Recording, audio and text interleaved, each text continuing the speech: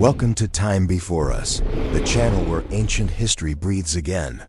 Before time had a name, before the first human breath, there existed a world fierce, forgotten, and alive. Creatures of scale and silence, predators wrapped in. Feathers, titans that shook the earth. Lives erased, bones buried beneath eternity. But they are not lost. They are waiting. This is Time Before Us, where prehistoric worlds rise again, and the stories buried in stone finally speak. The Weirdest Dinosaurs That Ever Lived, Chapter 1. The Desert Phantom. Imagine a vast, arid landscape stretching as far as the eye can see. The sun blazes overhead, painting the sand dunes with golden heat, and the wind whispers secrets of a time long past. This is not just any desert. This is a prehistoric world teeming with life, danger, and mystery. Among the shifting sands and rocky outcrops roamed a predator so elusive that it earned the name the Desert Phantom. This dinosaur was small compared to the towering giants of its era, yet it was built for stealth, speed, and lethal efficiency. Picture a creature no taller than a human adult's waist, with scales that blended perfectly into the sandy terrain, eyes sharp and calculating, claws capable of ripping through unsuspecting prey. Its existence was a masterclass in camouflage and patience, a predator whose greatest weapon was invisibility. Fossil evidence places this creature in regions that would have been harsh deserts during its time. Despite the blistering heat and sparse vegetation, it thrived, hunting small herbivorous dinosaurs, lizards, and insects, using a combination of speed, strategy, and cunning to survive. Its body was sleek, streamlined for darting across sand dunes, hiding behind rocks, and vanishing before larger predators could notice. Imagine this. A small herd of early herbivorous dinosaurs grazes near a sparse patch of vegetation. The Desert Phantom lies motionless, eyes fixed on a juvenile that strays from the group. Every muscle is tense, tail coiled, ready to spring. A faint gust of wind rustles through the grass.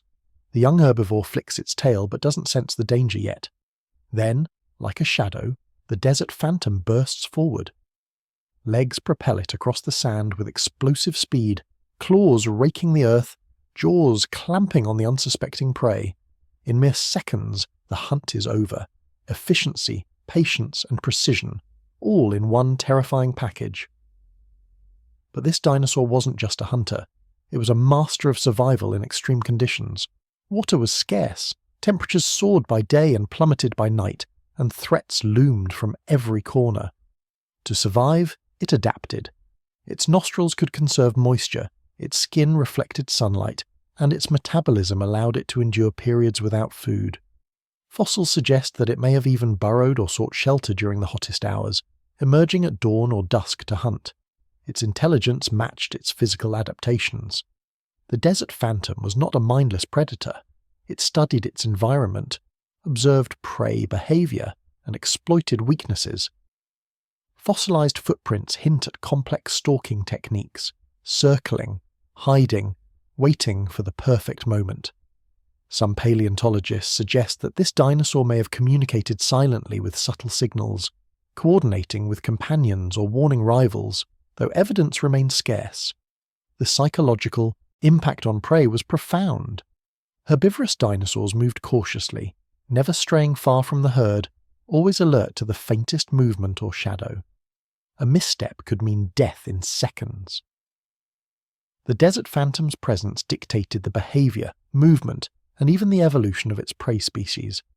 It shaped the ecosystem invisibly, like a phantom ghost that haunted every dune, rock, and scrub. A cinematic scene unfolds. The sun dips toward the horizon, casting long shadows across the dunes. A solitary juvenile dinosaur strays too far from its herd, oblivious to the predator watching from a ridge. The Desert Phantom lowers itself into the sand, eyes locked, breathing shallow and quiet. With a sudden burst of speed it descends upon the prey. Sand flies. The prey struggles. Claws scrape the earth. Teeth bite. Silence returns, broken only by the wind. Survival belongs to the clever, the fast, the invisible. This dinosaur's adaptations extended beyond hunting. Its vision was keen, detecting subtle movement even in low light.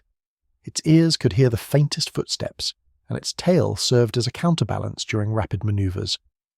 Every anatomical feature was optimized for life in a harsh desert, proving that evolution rewards not just size or strength, but intelligence, adaptability, and cunning. Even social behavior may have played a role. While solitary hunting seems likely, some fossil evidence suggests temporary associations during breeding or territory disputes. Perhaps a few desert phantoms hunted in overlapping territories, respecting boundaries, or communicated subtly to avoid conflict. Their world was a delicate balance between survival and predation, each encounter a test of skill and adaptability. Let's imagine the sensory experience. The desert heat radiates from the sand, the wind carries faint scents of plants and prey, and the phantom's eyes scan the horizon with calculating focus. A rabbit-like creature scurries by, a potential snack. The phantom's muscles coil, claws dig into sand, and in an instant, the hunt is executed with flawless precision. Every nerve, every muscle, every instinct honed to perfection. The desert phantom reminds us that not all prehistoric terror came in towering sizes. Sometimes the smallest, most elusive predators leave the most significant mark on their ecosystem. They influence prey behavior, ecosystem balance, and even the course of evolution, all while remaining largely unseen. Its story challenges our imagination. A creature perfectly adapted to disappear into its environment, hunting silently, surviving in extreme heat, and outsmarting both prey and rivals. The desert phantom is not just a dinosaur, it is a symbol of stealth, intelligence, and the raw beauty of evolutionary innovation. As the night falls and stars blanket the sky, the desert grows quiet. Yet somewhere, hidden among the dunes, the desert phantom waits. Its eyes glint in the moonlight, silent, patient, lethal.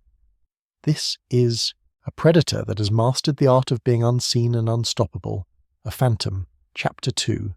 The Dragon of the Deep. Imagine a river winding through a lush prehistoric valley, its waters dark, teeming with fish, and alive with the subtle ripple of fins and the splash of creatures moving beneath the surface.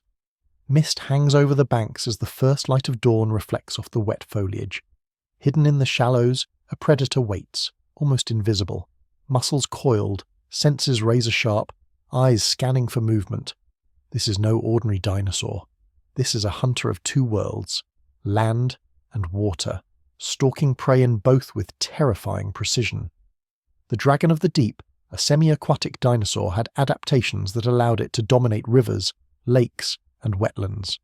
Its long, crocodile-like snout was lined with sharp teeth, perfect for snagging slippery fish or smaller vertebrates. Its limbs, slightly webbed or paddle-like, enabled stealthy swimming, while strong hind legs and a powerful tail allowed sudden bursts of speed on land or in water. Imagine watching it glide silently through the water, cresting waves like a shadow and striking with lightning-fast reflexes. This predator wasn't large by the standards of the giant theropods, but its agility, intelligence, and aquatic specialization made it a nightmare for its prey. It hunted fish, amphibians, and small dinosaurs that ventured too close to the riverbank, exploiting every opportunity with a hunter's precision. Its skull was elongated and flexible, jaw muscles finely tuned, teeth serrated to hold wriggling prey securely. Picture a cinematic hunt. A school of fish darts beneath the surface. The Dragon of the Deep remains motionless, nostrils barely breaking the water's surface. One wrong move by a fish, and the predator strikes. Its jaws snap shut in milliseconds, a precise killing machine. Not all its prey is aquatic. Occasionally a small dinosaur or reptile wanders too close to the edge. The predator lunges, claws and teeth coordinating seamlessly. The water churns, prey struggles, and in moments survival belongs to the Dragon of the Deep. But its life wasn't just hunting. Survival in semi-aquatic environments demanded extraordinary adaptability. Water temperatures fluctuated, currents shifted, and seasonal changes affected prey availability. Fossils suggest the Dragon of the Deep may have migrated along river systems, tracking schools of fish or amphibian swarms, demonstrating a level of strategic thinking unusual for a dinosaur of its size. Its senses were finely tuned for both worlds, eyes positioned to see above and below the water, nostrils capable of detecting scents on land and water, and lateral lines or pressure sensors, inferred from anatomy, may have allowed it to detect movement in the water even in complete darkness. Every anatomical adaptation was optimized for stealth, precision, and survival, a predator perfectly suited to its niche. A cinematic sequence unfolds. The sun rises, mist curling over the river. A juvenile hadrosaur approaches the bank for a drink. The dragon of the deep waits, barely moving, muscles tense. Water ripples faintly. The young dinosaur bends to sip. Suddenly, the predator lunges from the shallows, jaws snapping, tail propelling it with unmatched speed. The prey struggles, sand and water spraying. Within seconds, the hunt concludes. Efficiency, patience, and lethal precision define every attack. Interestingly, some fossil evidence hints at social behavior in these semi-aquatic hunters. While primarily solitary, groups may have gathered in resource-rich areas, taking advantage of seasonal prey abundance. Communication could have involved subtle vocalizations or display structures, allowing coordination or competition resolution without direct combat. Their world was dynamic and fluid, requiring both physical mastery and mental acuity. This predator also influenced the ecology around it. Its presence dictated where fish and amphibians congregated, how small dinosaurs approached rivers, and even how plants and algae grew along the banks. Every strike, every kill, every ripple of movement had cascading effects on the ecosystem. The dragon of the deep was not just a hunter, it was a master of its watery domain, a force shaping life in and around rivers and wetlands. Imagine a night hunt. Moonlight glimmers on the water's surface. Frogs croak, small reptiles stir, fish move in synchronized patterns. The dragon of the deep glides silently, barely disturbing the water. A fish breaks formation, tail flicks, jaw snaps. The kill is instantaneous. Shadows return to stillness. The predator disappears, leaving only the aftermath, a silent, efficient ruler of its domain. Its skull and jaw structure reveal another layer of mastery. The elongated snout reduces water resistance during strikes. The teeth hold onto struggling prey, and the jaw muscles allow rapid closure and crushing force. Unlike large land predators that rely on sheer power, the dragon of the deep relied on precision, timing, and stealth, striking before its prey even realized the danger. Its hunting strategy was also adaptive. During low water levels, it could chase prey along shallow banks. In deeper rivers, it could ambush from below. It may have used the environment to its advantage, dams, fallen trees, reeds, to conceal itself, approaching prey without being seen. Every behavior was a calculated risk, every strike an exercise in efficiency. Fossils of prey animals show puncture marks consistent with a semi-aquatic ambush predator, and some suggest multiple attacks on the same individual, indicating persistence hunting tactics.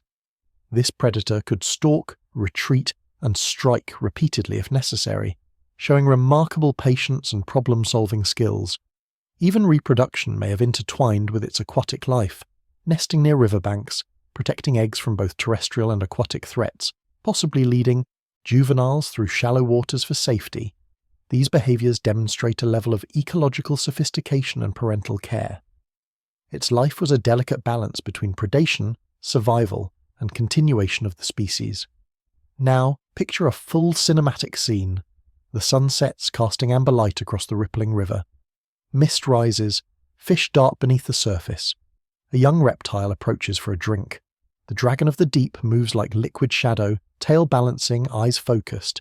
In one fluid motion it strikes. Water erupts, teeth clamp, claws stabilize.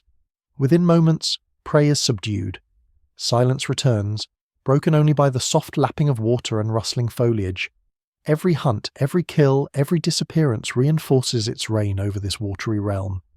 The dragon of the deep embodies a predator perfectly adapted to dual worlds, land and water, combining stealth, speed, intelligence, and lethal precision.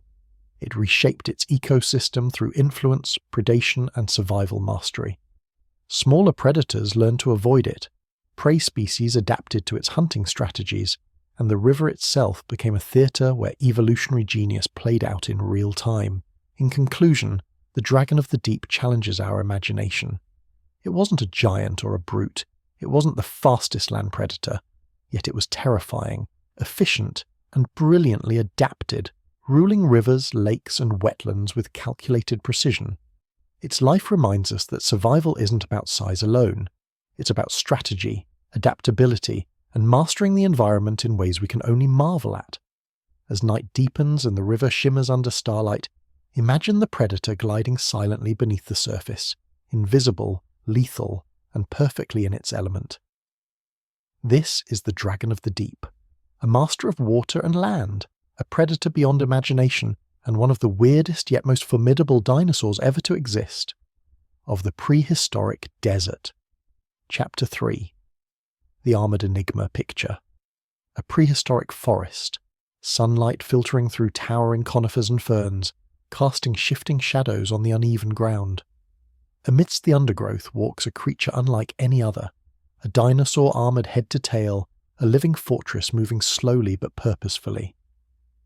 This is the Armored Enigma, a species so bizarre and impenetrable that even the largest predators of its time hesitated before attacking. Its body was a marvel of evolutionary engineering. Thick bony plates, spikes, and nodules covered its back and flanks, forming a protective shell that could withstand bites from some of the era's deadliest theropods. Some plates were flat and broad, others curved and jagged, jutting sideways like natural weapons. Tail clubs or spiked ends added offensive capability, capable of delivering crushing blows to any predator daring enough to strike. But the armor was more than just protection.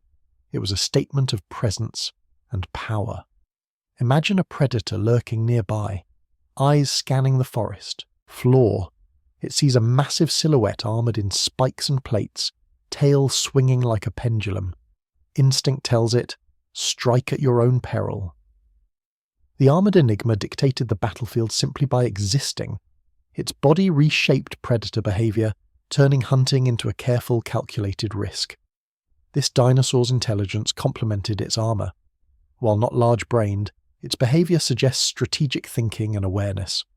Fossilized trackways reveal careful maneuvering through dense forests, suggesting it could navigate obstacles with precision.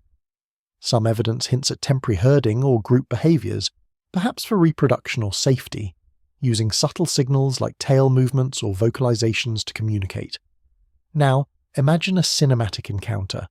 A hungry theropod stalks a juvenile within a small herd. The Enigma's tail swings with lethal grace. The predator lunges, but the armored plates absorb the blow, the tail counteracts, and the predator retreats, reassessing its strategy. This isn't just survival, it's a dance of power, strategy, and anatomy. Every movement is deliberate, every defense honed over millions of years. Diet was another aspect of its enigma. With a beak-like mouth and strong jaw muscles, it fed on tough, fibrous plants, cycads, ferns, low conifers. Its foraging behavior influenced plant distribution and ecosystem balance, shaping the prehistoric forest like an unseen gardener. By consuming certain plants preferentially, it created open spaces, allowed sunlight to reach the forest floor, and indirectly supported smaller herbivores. Its life wasn't just about survival, it was about shaping its world. The armor itself may have had multiple functions beyond defense. Some spines could serve as display structures, signaling health, dominance, or readiness to mate. Coloration, inferred from fossil pigments, might have enhanced these signals, creating a dazzling visual effect as sunlight glinted off bony plates.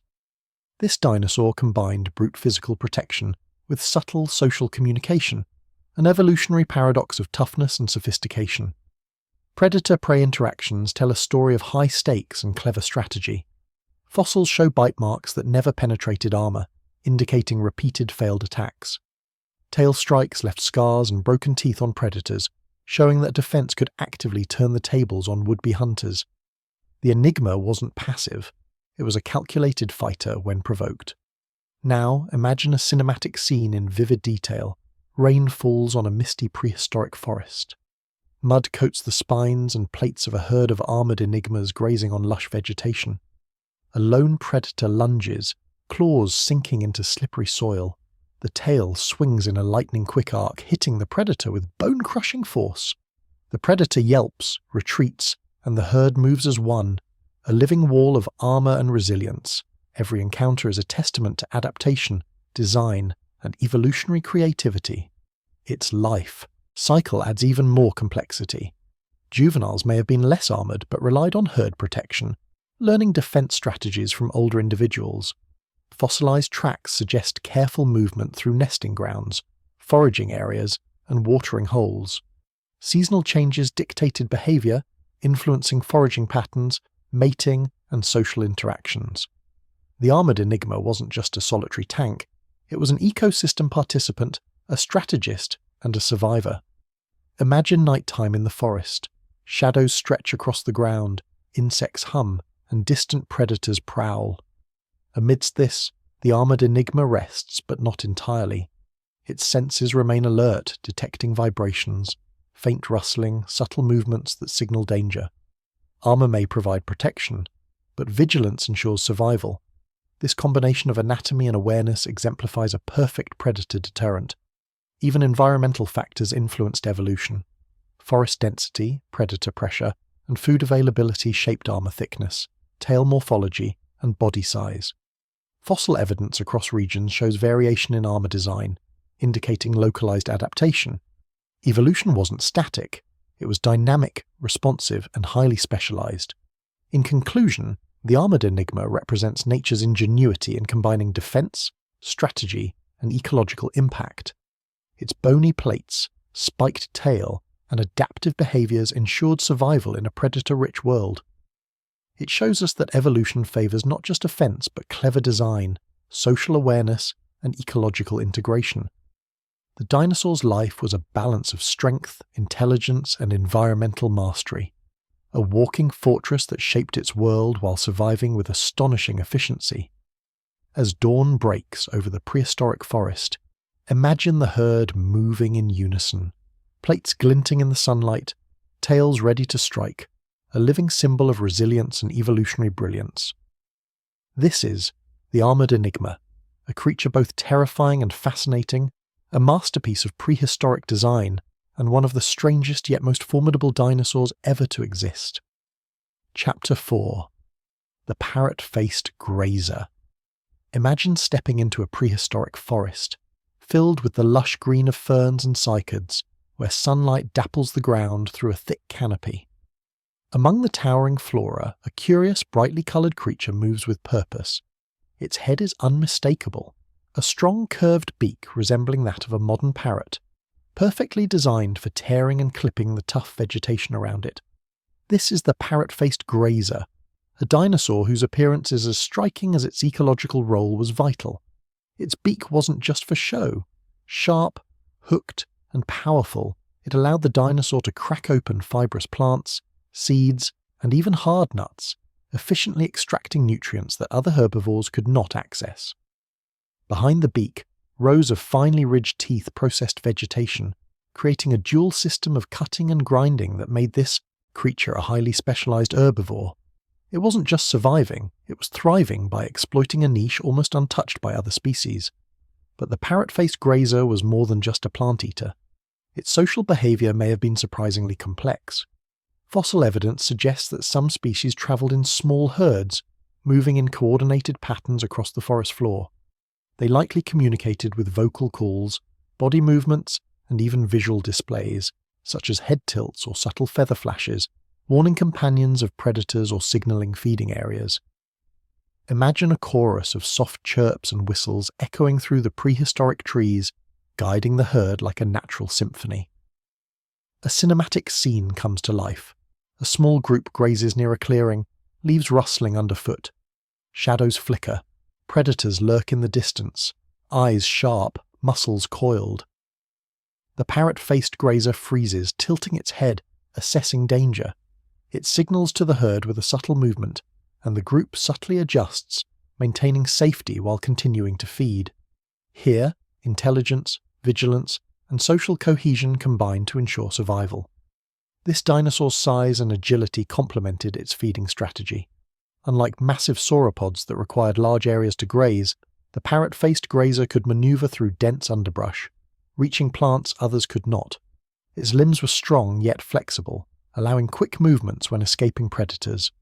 Some fossils suggest the presence of clawed hands, used to grasp branches or dig for roots, showcasing a surprising level of adaptability. Its role in the ecosystem was profound.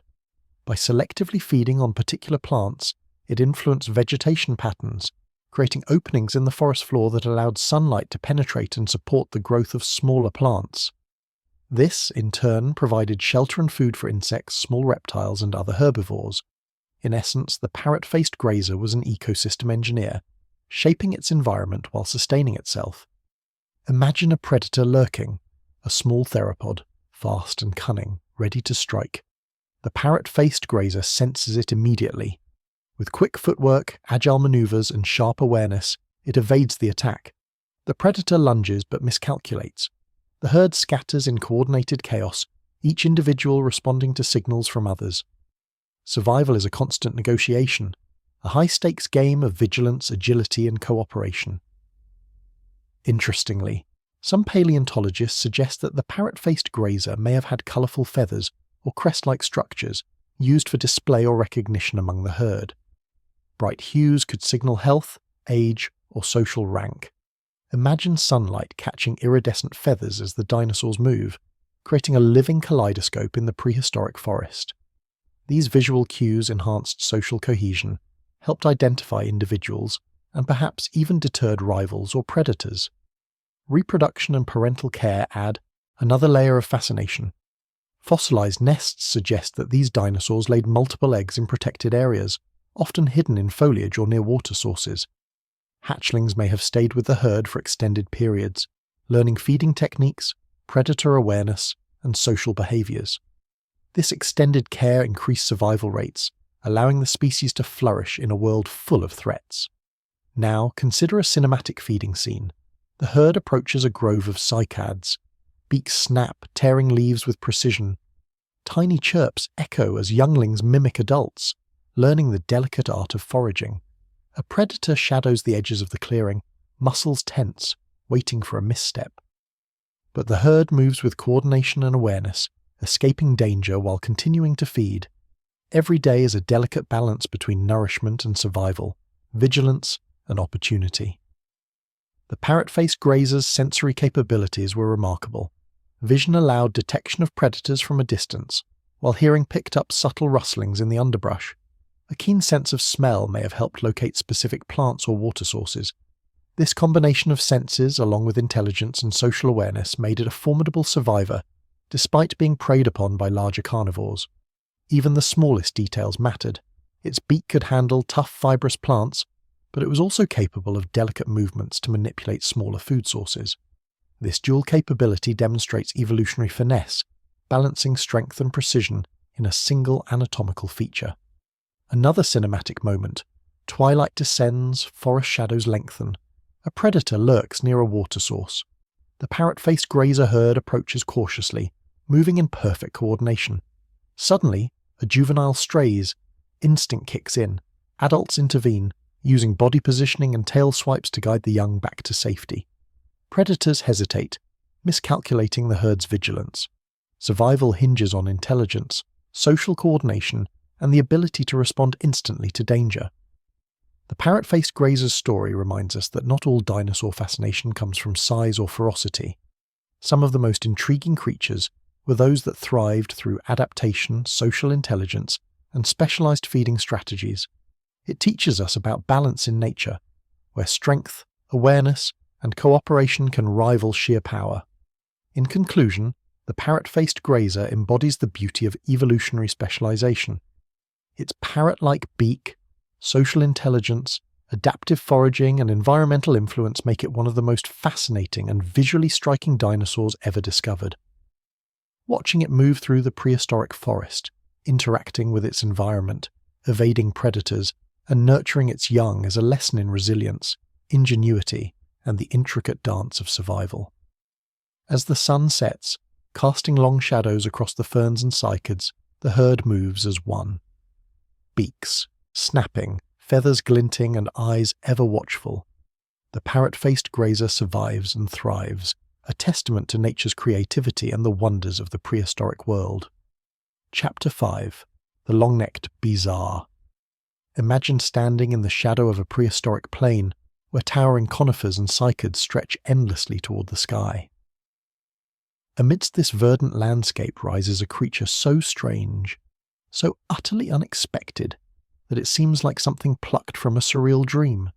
Its neck stretches skyward, longer than most trees around it, crowned with a small, delicate head that delicately nibbles leaves and branches, hundreds of feet above the ground. This is the long-necked bizarre, a sauropod that defies conventional expectations of dinosaur anatomy and behavior. Its elongated neck is a marvel of evolution, composed of vertebrae so specialized that they allowed remarkable flexibility while supporting immense weight. Unlike other sauropods, some studies suggest it could twist and bend with precision, selectively grazing on trees, cycads and ferns that other herbivores could not reach. It wasn't just tall, it was ingeniously adapted, combining reach, dexterity and efficiency in feeding. But the long-necked bizarre wasn't simply a passive browser. Its size alone made it a dominant presence. Predators of any significant size approached with extreme caution. Even the largest theropods had to calculate carefully. A single swipe of its tail could devastate bones and dissuade any attack. Its long neck also allowed early detection of threats. Imagine a predator creeping across the plains. The bizarre lifts its head, scanning the horizon, muscles tense, ready to respond.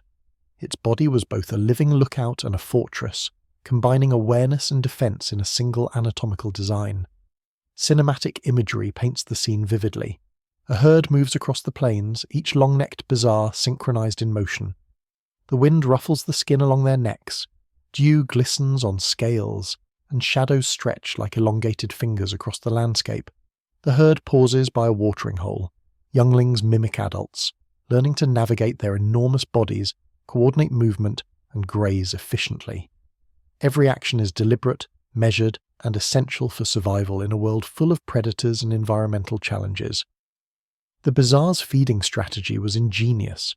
With its towering neck, it accessed resources unavailable to others, creating an ecological niche of its own. Its jaws and teeth were specialized for stripping leaves without destroying entire branches, a delicate balance between consumption and preservation of food sources. In doing so, it influenced the structure of forests and plains alike, shaping the prehistoric ecosystem as surely as its presence dominated the landscape. Social behavior adds another layer of fascination. Trackways and fossilized bone beds suggest some species traveled in groups, moving with coordination to protect the young and detect predators. Communication may have involved low-frequency sounds transmitted across great distances, vibrations that humans cannot hear, allowing coordination across vast herds. Imagine the subtle rumble of an adult signaling danger, the herd responding instantly, moving like a living wave across the plains. Social cohesion was survival. Predation pressure highlights the bizarre's clever strategies. Fossil evidence of bite marks on adults suggests that even the largest predators dared only tentative strikes. Juveniles were more vulnerable, relying on herd protection and camouflage to survive. Tail defense was critical, massive, muscular, and sometimes tipped with spikes or clubs. A single swing could deter or even injure a predator. Every predator-prey interaction emphasized strategy over brute strength, patience over rash attacks. Consider a cinematic hunt. A small theropod stalks a juvenile at the edge of a herd. The bizarre's head rises, scanning. Adults notice, subtle cues are given, and the herd adjusts. The predator lunges, but the young dinosaur retreats under the protective shadow of towering necks. Tail swings. Predator is injured. The herd moves away. Grazing continues and life carries on. Intelligence, size, and coordination combine to ensure survival. Reproduction was equally remarkable. Nesting areas show evidence of communal nesting grounds where multiple females laid eggs in protected zones. Hatchlings had to grow quickly, learning how to navigate enormous bodies and predators alike. Fossilized footprints reveal juvenile movement patterns, suggesting that the bizarre engaged in active parental care and group defense strategies. Growth rates were rapid, with bones showing evidence of accelerated development to reach relative safety quickly. The long-necked bizarre's anatomy also tells a story of energy efficiency and evolutionary adaptation. Its elongated neck allowed a massive feeding range without moving its enormous body constantly, conserving energy while maximizing intake. Its heart and circulatory system were likely adapted to pump blood effectively to the head at such heights. a feat of physiological sophistication that rivaled modern engineering. Now imagine a cinematic scene at sunset. The plains glow golden, the herd silhouetted against the fiery sky. The wind stirs the foliage. Younglings mimic adults in grazing movements, subtle rumbles resonate through the group, and predators lurk in distant shadows. Suddenly, a large theropod charges, miscalculating its approach. The bazaar's tail lashes with astonishing force. The predator retreats, wounded and wary. Peace returns. Survival is a constant dance of awareness, strategy, and adaptability. Even small details fascinate. Skin impressions suggest potential for display or thermoregulation. Perhaps the elongated neck helped regulate temperature, dissipating heat during the day, or played a role in social displays to signal dominance, attract mates, or deter rivals. Evolution layered multiple functions into a single structure: height, feeding, communication, and defense, creating a creature optimized for its environment in every imaginable way. The long-necked bizarre is a testament to nature's ingenuity. A towering herbivore that was part sentinel, part ecological engineer, and part strategic survivor. It dominated not through aggression, but through a combination of size, intelligence, adaptability, and social coordination. Watching it graze, move, and protect its young is a lesson in evolutionary mastery, showcasing how life finds solutions in the most surprising and fascinating ways. As twilight deepens, shadows stretch across the plains. The herd moves gracefully, necks swaying like living towers, beaks strip leaves, tails sway, and eyes remain vigilant. In this world, survival demands intelligence, cooperation, and adaptation, qualities embodied by the long-necked bizarre. It is a living paradox. Massive yet agile, vulnerable yet dominant, bizarre yet perfectly designed for its time. Chapter 6. The Bonehead, that baffled scientists. Step into a sun-drenched prehistoric landscape where dense ferns and conifers dominate the horizon. Amidst this greenery roams a dinosaur whose appearance immediately challenges our expectations. A massive, thick-skulled creature with an unusually shaped head, earning it the nickname the Bonehead from paleontologists. But behind that seemingly simple name lies a creature of astonishing evolutionary ingenuity, whose behavior, anatomy, and survival strategies have puzzled scientists for generations. The most striking feature is, of course, its skull. Thick, domed, and unusually shaped, it was built like a fortress.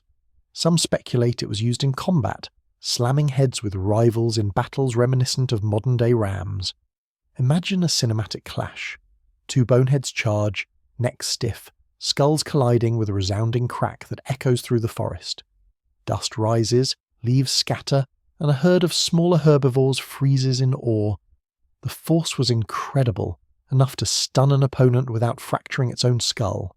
Nature engineered a living battering ram, yet the skull's purpose may have gone beyond combat.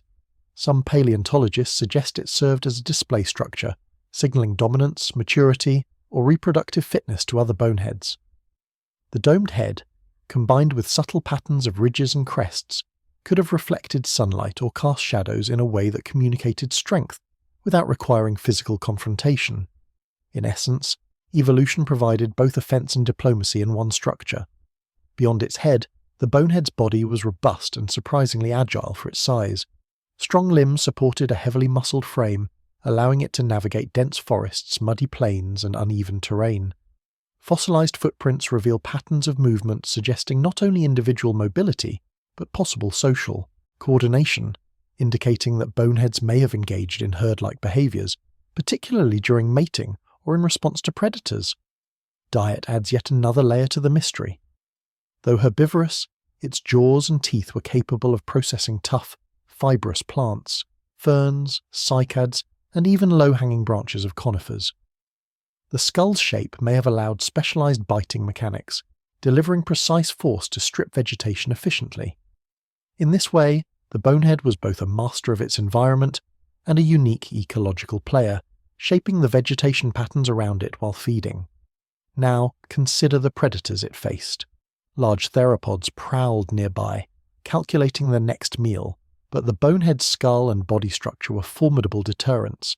A single headbutt or tail swing could dissuade even the most determined hunter. Fossils show bite marks and claw scars, evidence of encounters that went in favour of the bonehead more often than not. This dinosaur combined defence, offence, and intimidation in a single evolutionary package. Cinematic imagery paints the scene. Sunlight streams through conifers, dust swirls around a pair of boneheads locking heads in a display of strength. The collision sends vibrations through the ground, startling nearby animals. Birds or small pterosaurs scatter into the air. The battle isn't just about raw force, it's ritual, social signalling, and survival rolled into one. The dinosaurs measure risk, avoid unnecessary injury, and communicate dominance without causing fatal harm. Evolution favoured brains as much as brawn. Social behaviour extends beyond combat. Fossil evidence indicates possible parental care and herd coordination. Juveniles may have learned from adults how to use their skulls effectively, interpret social cues, and navigate predator-filled landscapes. Imagine young boneheads mimicking adults, nudging leaves, practicing mock headbutting, and developing coordination, all vital for survival in a world where miscalculation could be deadly. Even subtle adaptations contributed to survival. Thick skulls may have also absorbed shocks from accidental collisions, falls, or interactions with their environment. Combined with strong neck muscles, reinforced vertebrae, and agile limbs, the bonehead was built for resilience, capable of withstanding both environmental hazards and social challenges. A cinematic hunt scenario adds tension. A predator stalks a young bonehead at the edge of a clearing. Adults notice subtle signals, heads tilt, tails swing. The predator lunges, but a rapid headbutt from a protective adult dissuades it, leaving the juvenile safe. This constant negotiation between threat and defense highlights the sophistication of its behavior. Survival required awareness, strength, and timing. Reproduction and mating rituals are equally fascinating. The skull may have functioned as a sexual display, with domes, crests, and ridges signaling maturity and fitness. Seasonal movements and communal gatherings could have provided opportunities for courtship, territorial displays, and social learning.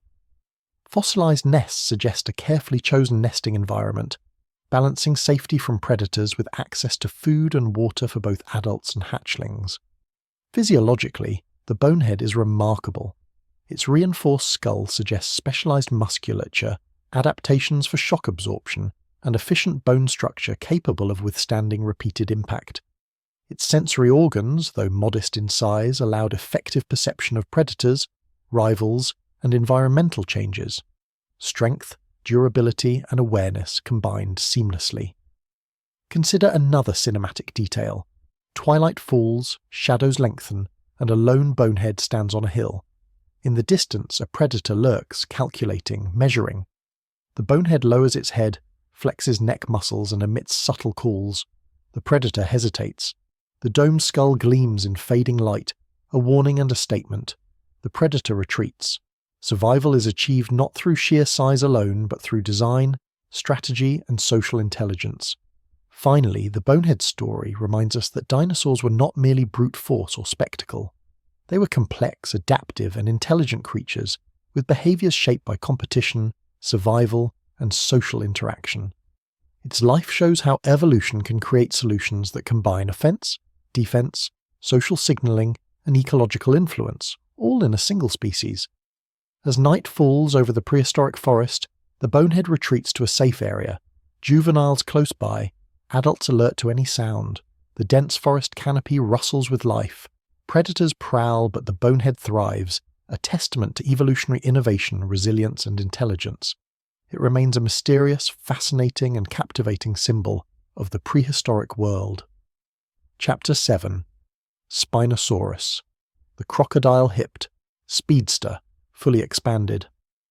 Picture a humid, sun-drenched delta in the late Cretaceous period.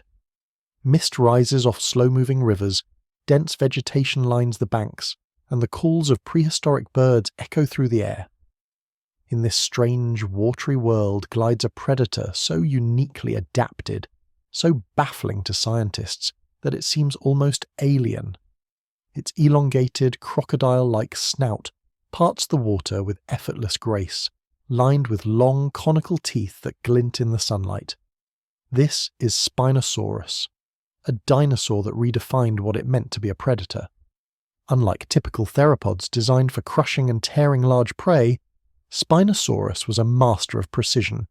Its teeth were conical, perfect for gripping slippery, wriggling fish and aquatic reptiles. It could seize its prey with a snap of unparalleled efficiency. Picture a shimmering fish shoal in the river. A flicker of movement, a sudden strike, and a fish is clamped in powerful jaws. Water erupts in a chaotic spray, fish scatter, and Spinosaurus emerges triumphant, a predator of both patience and brutal efficiency. It was a hunter designed by evolution to dominate the river systems. Its limbs tell another story of adaptability.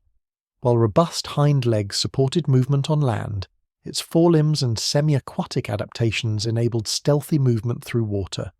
The hands, equipped with sharp claws, allowed gripping of slippery prey or muddy riverbeds, while its muscular torso provided powerful swimming strokes.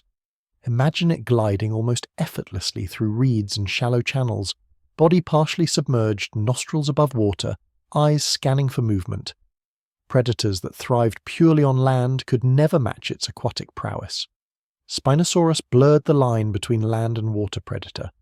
The sail along its back, rising dramatically from the spine, is another fascinating feature. Some paleontologists theorize that it helped regulate body temperature, absorbing sunlight in the morning and dissipating heat in the midday heat. Others suggest a role in mating or social signaling. Imagine two massive Spinosaurus along a riverbank, their sails towering like banners, communicating dominance or attracting mates without a single violent encounter. The sail could have functioned as a visual amplifier of its already imposing presence, turning its body into both a weapon and a display. Cinematic imagery heightens the drama. Dawn breaks over the delta, fog curling off the water. Spinosaurus emerges from reeds, scales glinting, neck extended, eyes scanning the horizon. Fish ripple beneath the surface. Suddenly, with precise timing, it lunges, jaws snapping shut, water exploding outward in a spectacular display. Nearby smaller predators retreat, wary of its size and strength. Even the largest land-based theropods must respect the aquatic king. Every movement is a masterclass in evolutionary design. Its hunting strategy is equally fascinating. Fish may have been the primary diet, but Spinosaurus did not hesitate to seize other prey, including smaller dinosaurs, amphibians, or even scavenged carcasses. Fossil evidence suggests it used ambush tactics, lying partially submerged along riverbanks or in shallow water, waiting for prey to come close. The elongated snout and conical teeth allow rapid strikes and firm grips, minimizing the chance for escape. Survival demanded not brute force alone, but strategy, patience, and precision. Social behavior, though less clearly understood, adds intrigue. Some fossils suggest overlapping territories, meaning Spinosaurus might have coexisted in loose social structures without direct confrontation.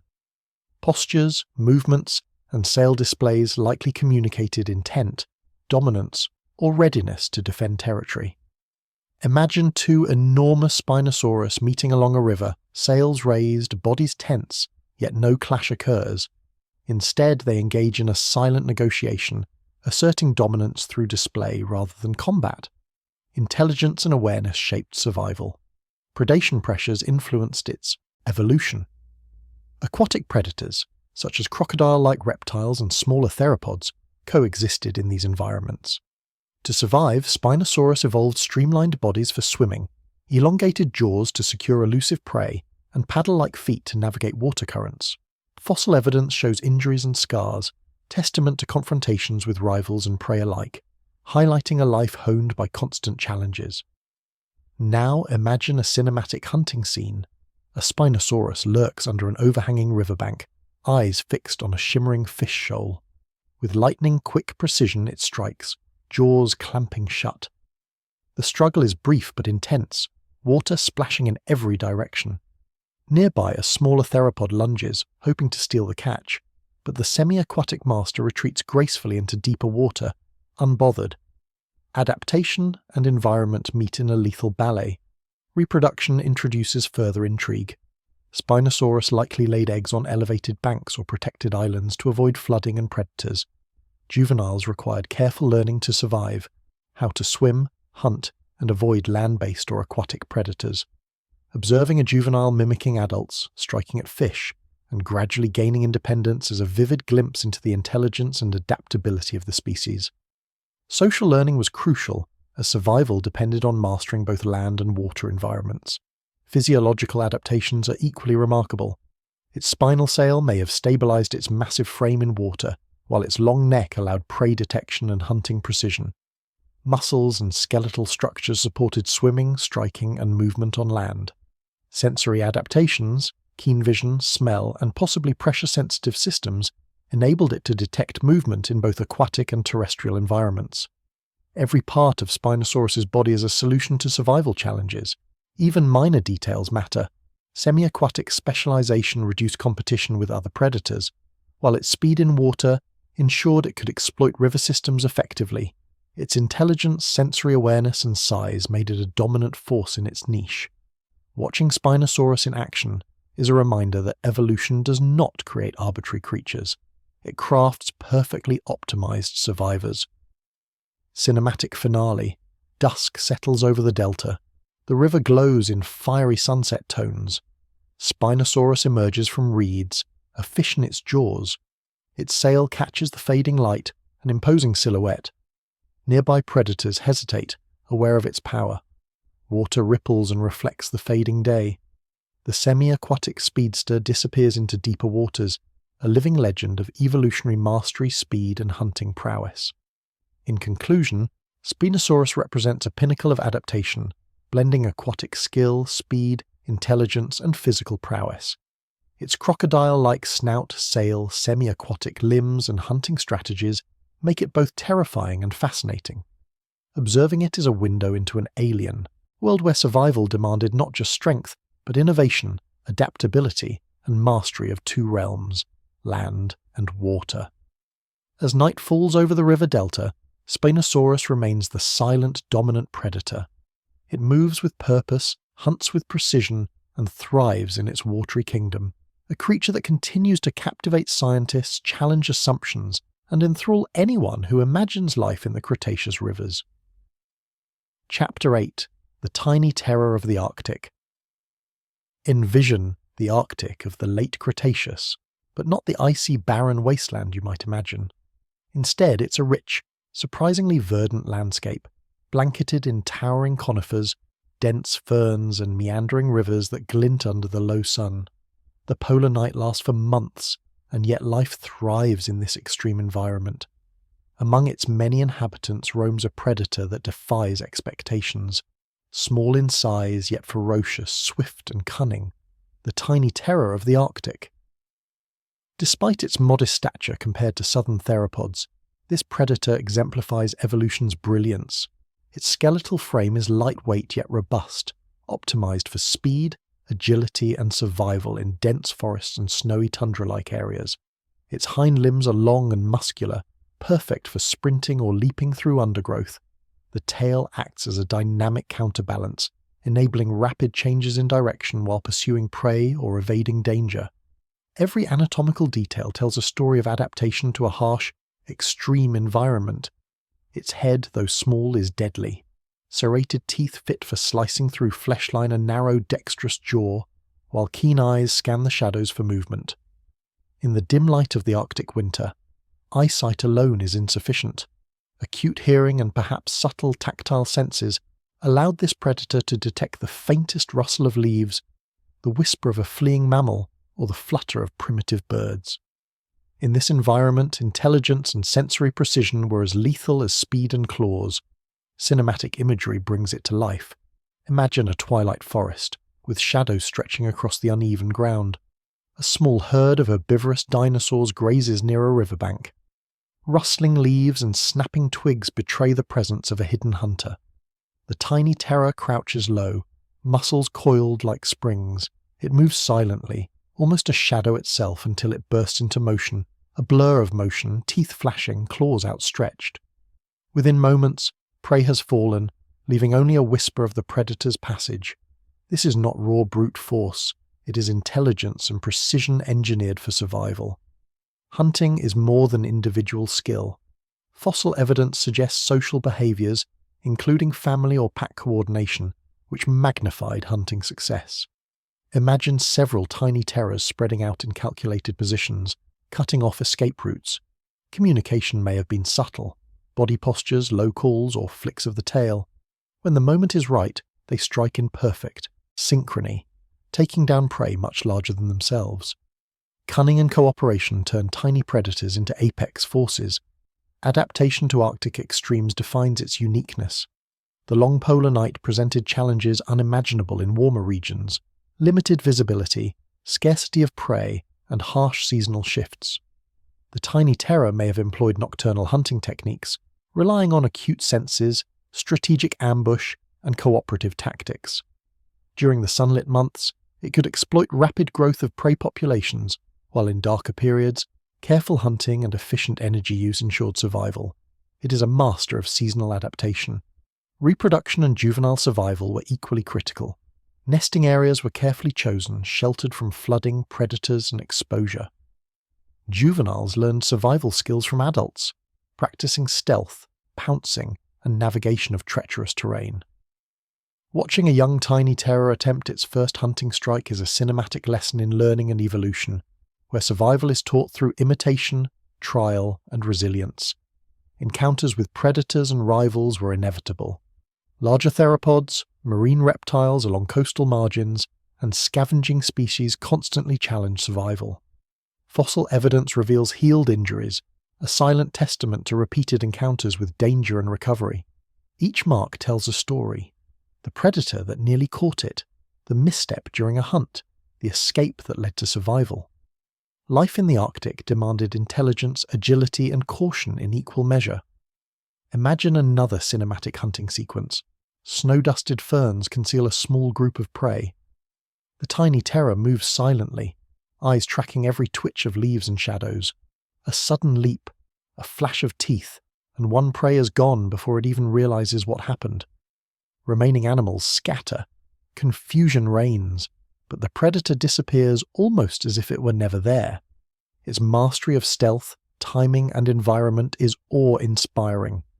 Ecologically, its influence is profound. Despite its small size, it controlled prey populations, influenced herbivore behavior, and shaped Arctic food chains.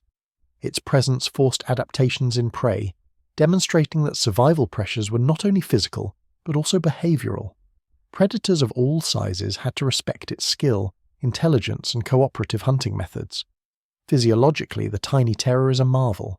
Adaptations to cold may have included insulating feathers, or proto-feathers, enhanced metabolism to generate body heat, and muscular endurance for long pursuits in snow or dense vegetation. Acute sensory perception allowed it to detect prey and predators in low-light conditions, while nimble limbs enabled rapid strikes and escape. Evolution perfected a predator perfectly suited to extreme conditions.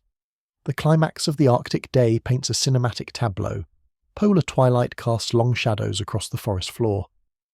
The tiny terror moves silently among ferns and low conifers, muscles coiled, eyes bright with intent.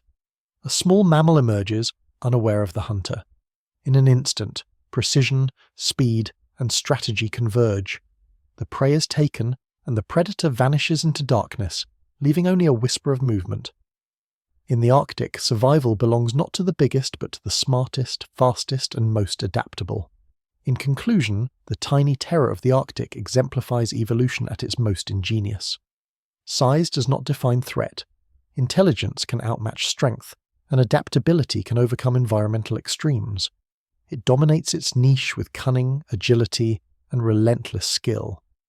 Watching it move, hunt, and survive is a lesson in evolution, resilience, and the incredible diversity of life in extreme environments. A reminder that even the smallest predator can wield immense power. Chapter 9. The Mimic with a Secret. Imagine a prehistoric forest alive with colour and movement, yet shadowed by the long arms of towering conifers. The air is thick with the smell of damp soil, moss, and ferns. Tiny insects flit across the undergrowth, early birds call overhead, and the sounds of distant herbivores crunch through the leaf litter. Amidst this vibrant, chaotic ecosystem moves a predator so clever that it seems to vanish into its surroundings, the mimic with a secret. Unlike its larger, more muscular theropod cousins, this dinosaur did not rely on brute strength. Its power was subtle, strategic, and terrifyingly effective. Evolution had transformed it into a master of deception, a predator capable of blending seamlessly with its environment, observing its prey for hours without detection, and striking with lethal precision when the moment was perfect. Its body is a marvel of stealthy design. Sleek, elongated limbs allow silent movement across the forest floor. Each step is deliberate, each muscle tuned for sudden bursts of speed. Its tail serves as a counterbalance, aiding rapid pivots, tight turns, and agile maneuvers as it stalks prey. The mimic's eyes, positioned forward on its narrow skull, allow depth perception crucial for judging distance during a lightning-fast strike. Serrated teeth line a slender jaw, ideal for gripping and slicing through small to medium prey efficiently. Every part of its anatomy screams one thing: efficiency through subtlety, cunning through design. Cinematic imagery brings its hunting prowess to life. The mimic crouches beneath a canopy of ferns, barely visible. A herd of small herbivorous dinosaurs grazes near a shallow stream, unaware of the predator lurking mere meters away. Shadows play across its scales as sunlight flickers through the trees, perfectly camouflaging it. Muscle coiled, it waits with astonishing patience. Minutes pass. Then, a sudden flicker of motion, a small juvenile strays from the herd. The predator explodes from concealment with uncanny precision, jaws snapping shut, claws extended. The attack is over almost before it began. Leaves scatter, the herd panics, and yet the mimic melts back into its surroundings, invisible once again. Stealth, patience, and perfect timing. These were its weapons. Its hunting strategies were likely highly sophisticated. Fossils and comparative studies suggest that this dinosaur could use environmental features to break up its outline. Logs, rocks, and foliage became tools of deception. Some paleontologists even propose that it could mimic harmless animals or other dinosaurs to lure prey closer, a tactic unseen in many modern predators. In essence, it was a predator that exploited psychology as much as physical power, forcing prey to misjudge danger until it was too late. Social behavior adds even more intrigue. While many predators operate alone, there is evidence that the mimic may have hunted in small family groups or loosely coordinated packs. Visual cues, subtle body postures, and possibly even quiet calls could have allowed it to orchestrate ambushes or signal danger. Imagine several mimics moving through the undergrowth like synchronized shadows, each aware of the other's position, each strike calculated to maximize efficiency. Cooperation magnified their lethality. Environmental pressures shaped every aspect of its life. This predator existed in a densely populated ecosystem filled with competitors, from nimble small theropods to larger dominant carnivores. Resource scarcity and seasonal variations required intelligence, flexibility, and strategic thinking. Fossil evidence hints at injuries and scars, proof that even a master of camouflage faced dangers and survived to fight another day. Survival required more than speed. It demanded wit, patience, and adaptability. Physiologically, the mimic's adaptations are remarkable. Its skeletal and muscular systems allowed silent stalking and explosive sprints. Eyes adapted for dim light helped detect subtle movements, while possible proto-feathers or color-changing skin enhanced its ability to blend seamlessly into various environments. Evolution even seems to have favored those individuals capable of mental agility, learning, observing, and exploiting patterns in prey behavior. In short, the mimic was not only physically gifted but mentally formidable. Reproduction and raising offspring were equally strategic. Nesting sites were chosen carefully to avoid predators, often hidden under thick vegetation or natural cover. Juveniles had to master the art of stealth, mimicry, and hunting under the guidance of adults. Picture a young mimic crouching motionless beneath a fallen log, watching its parent stalk prey, learning every subtle movement, every calculated pause, every critical strike. These lessons were a matter of life and death. Only those who mastered them survived to adulthood. Consider a cinematic hunting sequence in even more vivid detail. Dusk falls, turning the forest floor into a patchwork of light and shadow. A small herd drinks at a stream, ripples shimmering in the fading sunlight. The mimic moves like a ghost, almost imperceptible among ferns and fallen branches. A soft rustle, barely audible, signals opportunity. With astonishing speed it lunges, jaws snapping around its target. Leaves fly, water splashes, and the herd scatters. Within seconds, the mimic disappears, leaving nothing behind but the echo of its precision and deadly intelligence. It turns the natural world into a stage where patience, stealth, and cunning dominate. Even encounters with larger predators could be navigated cleverly. Rather than confrontations, the mimic relied on avoidance, deception, and misdirection. Its agility and intelligence allowed it to slip away from dangerous situations, sometimes even exploiting environmental traps, fallen logs, thick vegetation, or terrain to hide or mislead rivals. Its mind was as lethal a weapon as its teeth or claws. Ecologically, this predator had a significant impact. By hunting strategically and selectively, it influenced prey behavior, shaping evolutionary pressures in the ecosystem. Herbivorous species became more alert, more cautious, and adapted to subtle threats in their environment. The mimic demonstrates that even a relatively small predator can have enormous ecological influence through intelligence and cunning. The chapter reaches a cinematic climax. Night falls over the forest, stars emerging through gaps in the canopy. The mimic slinks through the shadows, senses finely tuned. A lone prey animal unknowingly approaches. With perfect timing and unparalleled precision, the predator strikes, securing its meal. Then, almost like a phantom, it disappears, leaving the forest calm once more. In this shadowed world, survival belongs not to the strongest, but to the cleverest and most patient. In conclusion, the mimic with a secret exemplifies the power of intelligence, strategy, and adaptability in the dinosaur world. Its camouflage, sophisticated hunting techniques, and possible social coordination made it a predator that defied expectations. Observing its life offers insight into the subtle brilliance of evolution. A creature small in size but immense in impact, capable of outwitting both prey and rivals, thriving in a complex and dangerous ecosystem. Even in a world filled with giants, sometimes the deadliest predator is the one that no one sees coming. Chapter 10. The Titan that Shook Patagonia. Imagine standing in the vast plains of late Cretaceous Patagonia, where the horizon stretches endlessly under a sky painted with golden sun and rolling clouds. The air vibrates with the distant calls of herbivores, the rustle of ferns, and the occasional crack of snapping branches. But this serene scene hides a predator so colossal, so terrifying, that its very presence reshaped the ecosystem. This is the Titan that shook Patagonia. Even from a distance, the size of this predator is breathtaking. Towering over almost every other creature, its muscular frame is a living testament to the power of evolution. Imagine a creature over 12 meters long, its massive skull lined with serrated teeth the size of bananas, each capable of tearing flesh from bone with terrifying efficiency. Its legs are pillar-like, supporting a body that could weigh several tons, yet capable of swift earth-shaking movement when pursuing prey.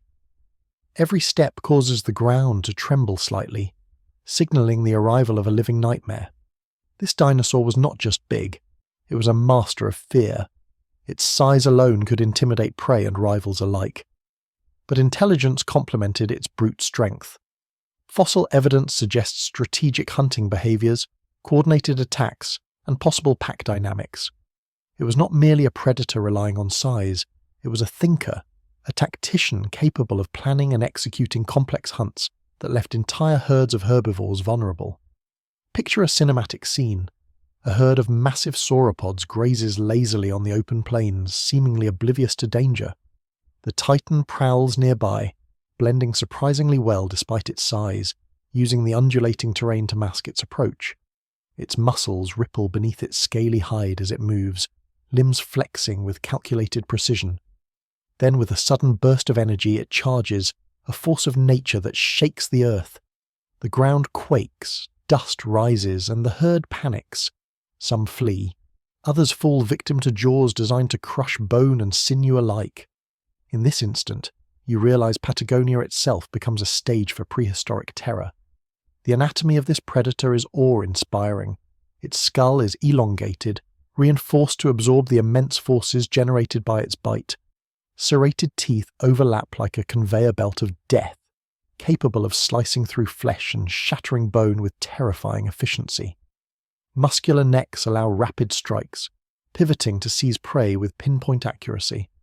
Powerful hind limbs provide explosive speed for short bursts, while its tail acts as a counterbalance during high-speed chases or sudden maneuvers.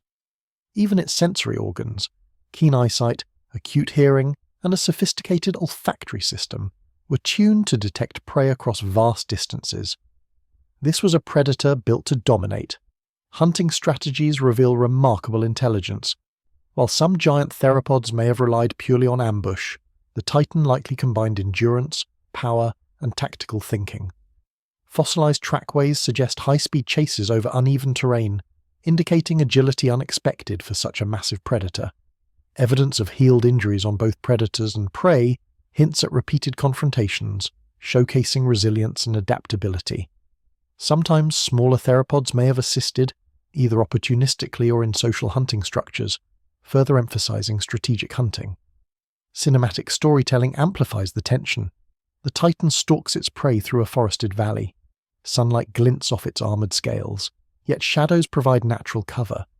A herd of medium-sized herbivores grazes nearby. It crouches low, testing the distance, muscles coiled like steel springs. Then, in a moment of controlled fury, it lunges, jaws clamping down on the lead animal. The force is devastating, echoing across the valley. Dust and leaves explode outward as the herd scatters, some injured, some lost. Within seconds, the Titan asserts its dominance, the ultimate predator in a world of giants. Social and reproductive behaviors are equally fascinating. Fossilized nests suggest careful site selection to protect eggs from rival predators. Juveniles were likely trained in hunting strategies, agility, and coordination under the watchful eyes of adults.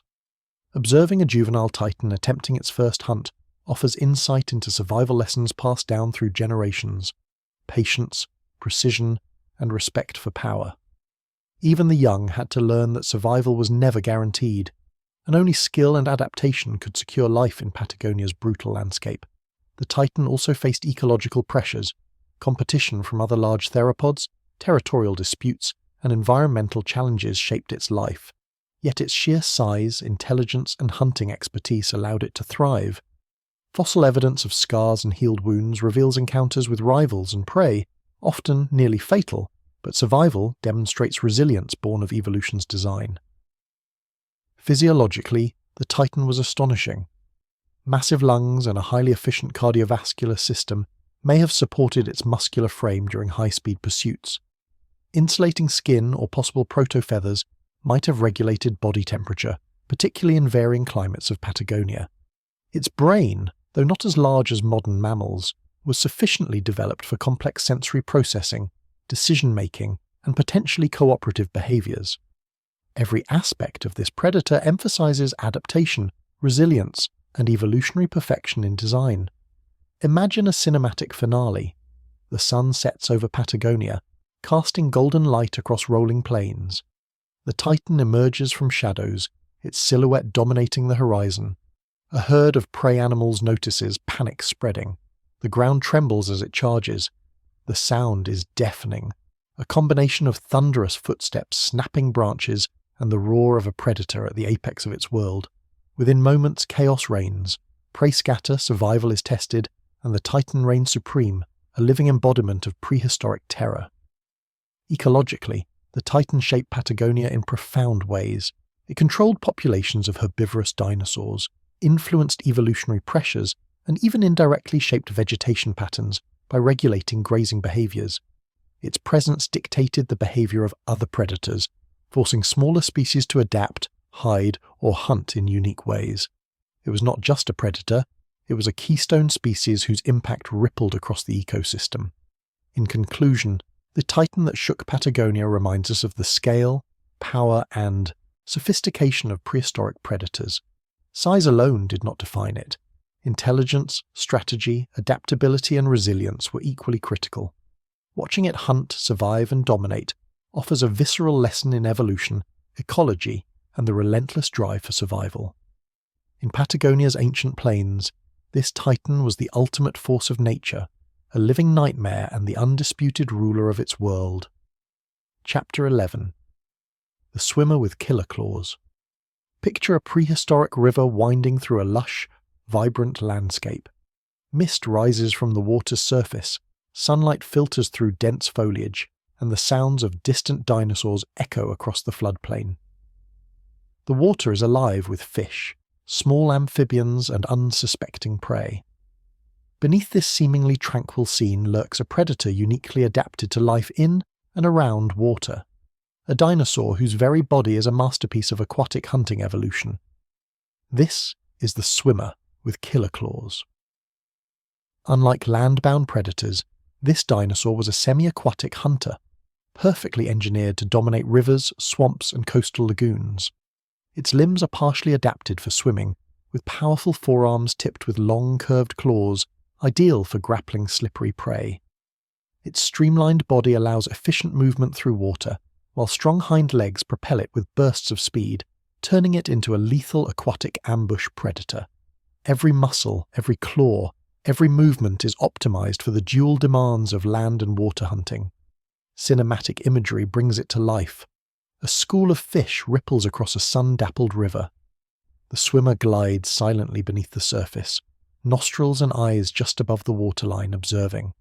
Patience is key. It waits for the perfect moment. Then, in a blur of speed and precision, it strikes. Claws flash, jaws snap, and prey is ensnared before it even realizes the danger. Water sprays, ripples collide, and the predator retreats with a meal, leaving only the disturbance on the surface as proof of its deadly efficiency. This is hunting honed to perfection. Anatomically, this dinosaur is remarkable. Its skull is long and narrow, teeth sharp and serrated for gripping slippery fish or amphibians. The forelimbs are muscular yet agile, the claws perfectly curved for hooking and holding prey. Tail muscles are powerful, providing propulsion and balance in water, while eyes positioned high on the skull allow it to see both above and below the surface. Even its skin or protofeathers may have been adapted to reduce drag in water, creating a predator as graceful in motion as it is deadly. Hunting strategies reveal a predator of intelligence and patience. Fossil evidence suggests it may have employed ambush techniques, lying in wait among submerged vegetation or near riverbanks. Sudden bursts of speed, combined with precision strikes, allowed it to capture prey often larger or faster than itself. Seasonal behaviors also likely influenced hunting patterns. During dry periods, it may have relied more on terrestrial prey, while in wetter seasons, rivers and lagoons teemed with fish, amphibians, and smaller reptiles, providing abundant sustenance. Adaptability was key to survival. Its claws are particularly noteworthy. Long, recurved, and razor-sharp, they function like living grappling hooks. Watching this predator hunt is like observing an apex fisherman of prehistory. With a swift swipe, it pins a fish or amphibian against the riverbed or a log, then delivers a precise fatal bite. The claws are also multi-purpose, used for defense, territory marking, and potentially even interactions with conspecifics, adding layers of functionality beyond hunting. Juvenile swimmers learned crucial skills under the guidance of adults. Hunting in water requires precision, timing, and dexterity, skills that cannot be mastered instinctively alone. Fossilized nesting sites near rivers suggest that families remained close, allowing young to practice stealth, swimming, and prey capture. Observing a juvenile attempt its first aquatic strike is a cinematic moment. Hesitation, miscalculation, rapid adaptation, and finally success, demonstrating both learning and evolutionary refinement. Survival demanded intelligence, coordination, and patience. The swimmer's semi-aquatic lifestyle also brought unique ecological challenges. Predators on land, sudden floods, or droughts could all affect food availability. Its intelligence and adaptability allowed it to navigate these risks, shifting between terrestrial and aquatic hunting, exploiting seasonal resources, and even avoiding larger competitors. Fossil evidence of healed injuries indicates encounters with rivals or prey nearly as strong as itself, yet it adapted, survived, and continued to dominate its niche. Resilience was as critical as hunting prowess. Cinematic tension heightens when imagining a high-stakes hunt. Dusk falls, shadows stretch across the river, and fish dart in shimmering schools. The swimmer slides silently beneath the water, nostrils and eyes alert. Prey moves closer, unaware of the predator beneath. Then, a flash of claws, a surge of speed and chaos erupts on the river surface. Water sprays, fish are flung from the current, and the predator emerges victorious, retreating into the shadows before any rival can challenge it. It is both artist and executioner in the aquatic theatre. Social behaviours may have been subtle, yet significant. While primarily solitary hunters, communication through body posture, splashes or low vocalizations could coordinate hunting during peak feeding or territorial defense. Competition for prime hunting grounds along rivers would have been fierce, with dominant individuals controlling rich feeding areas. This social hierarchy, while less visible than pack hunters, nonetheless shaped survival and reproductive success. Physiologically, the swimmer is a marvel of evolutionary engineering. Lungs and respiratory adaptations may have supported extended dives, while muscular tails allowed swift propulsion and quick directional changes. Sensory systems likely included keen eyesight, acute hearing, and potentially electroreception-like sensitivity to detect movement in water.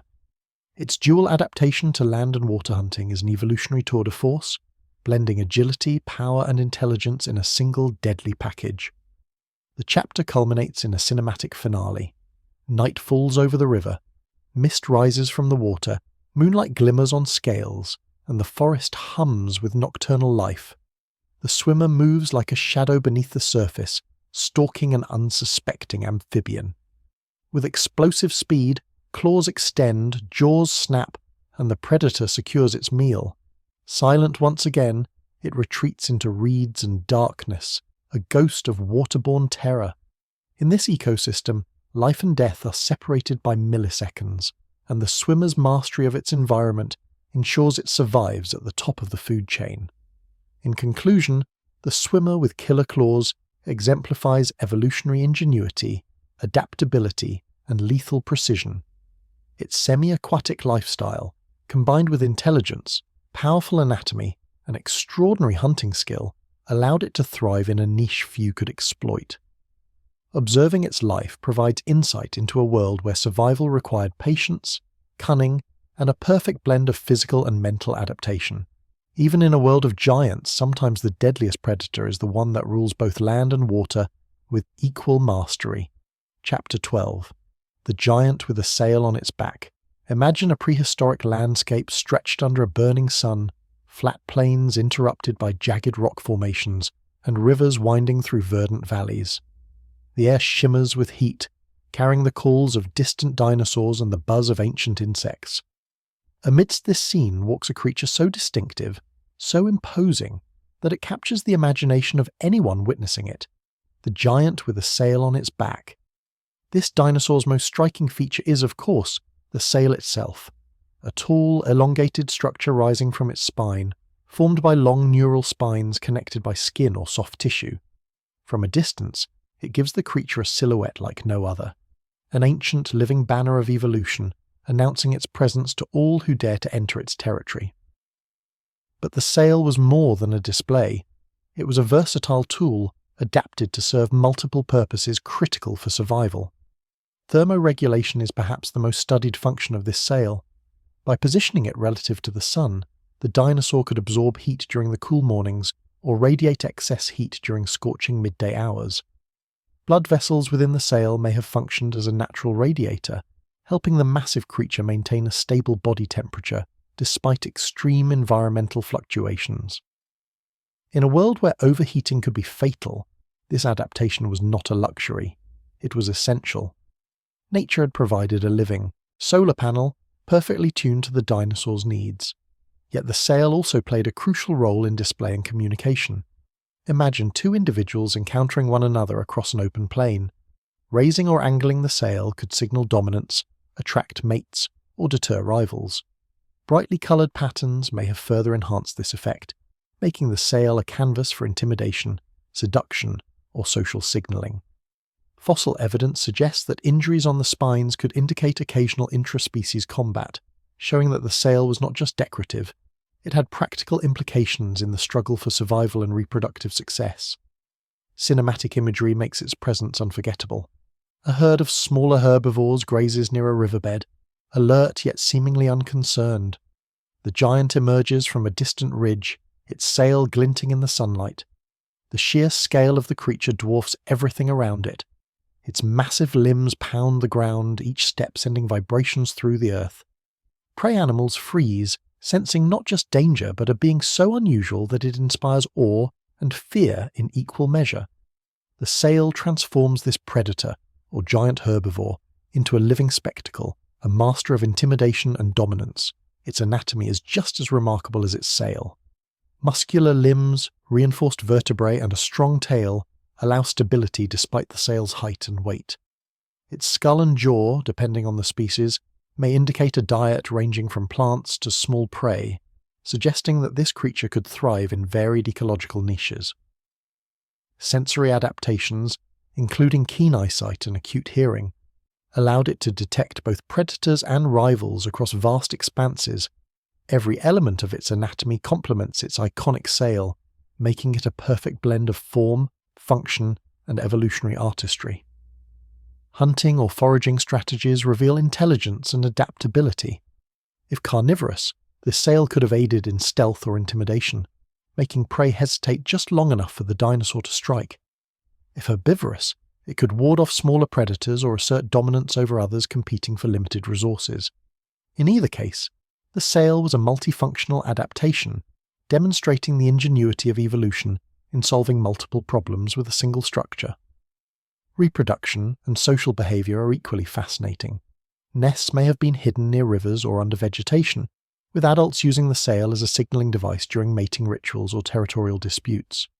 Juveniles likely learned early to interpret the signals of adults, understanding when to flee, when to stay, and how to navigate the complex social hierarchy of their species.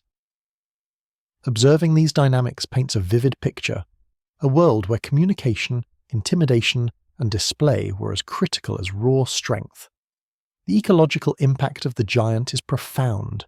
Its presence would have influenced prey populations, vegetation patterns, and the behavior of rival predators. Fossilized footprints, nesting sites, and feeding marks provide evidence of its interaction with the environment.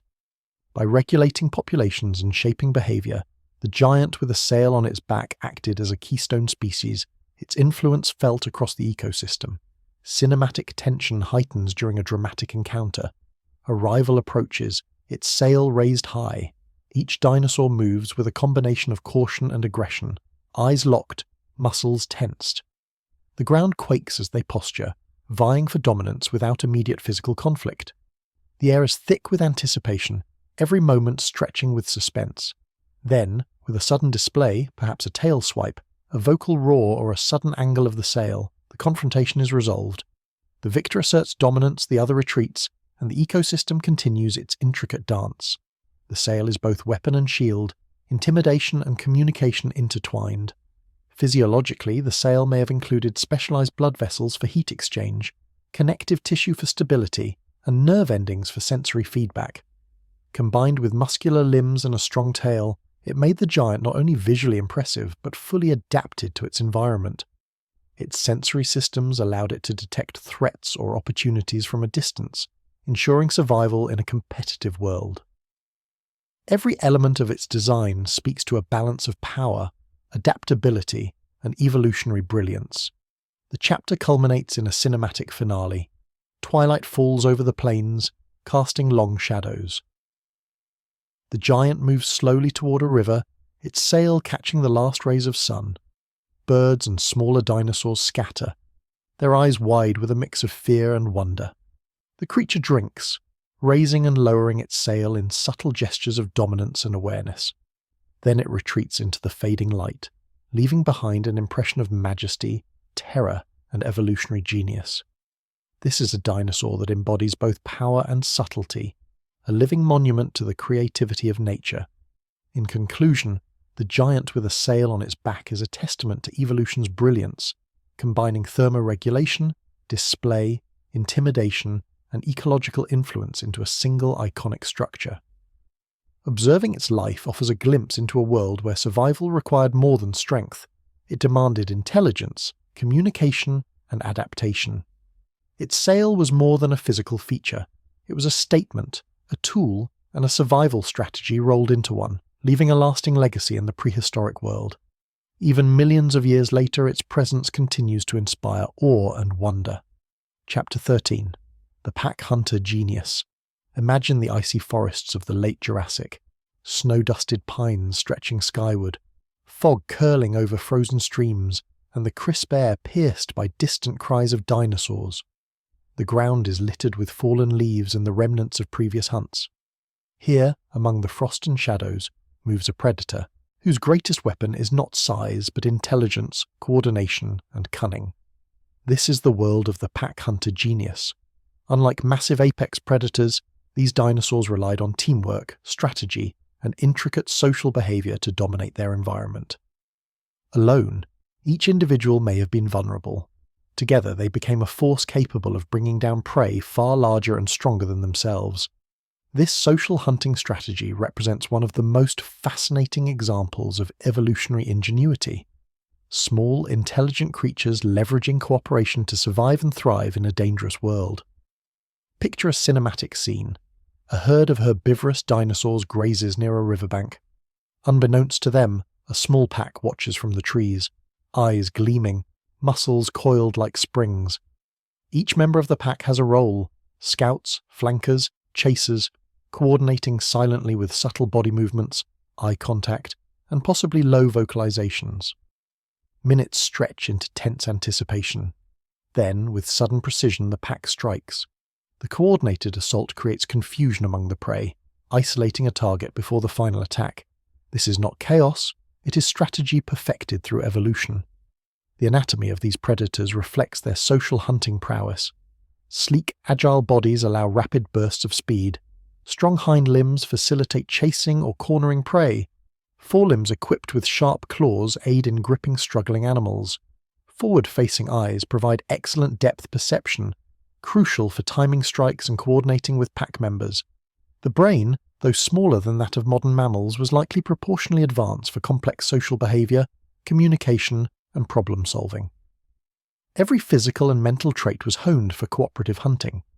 Hunting sequences bring the pack's intelligence to life. One member acts as the lure, drawing prey into an ambush. Another positions itself downwind to intercept escaping animals. Their movements are synchronized with near-military precision, exploiting terrain, shadows, and the prey's behavior. Fossilized trackways sometimes reveal evidence of group movement, suggesting that pack hunting was not occasional, but a consistent strategy. It is a reminder that even in a world dominated by giants, brains could outmatch brawn. Communication within the pack is key.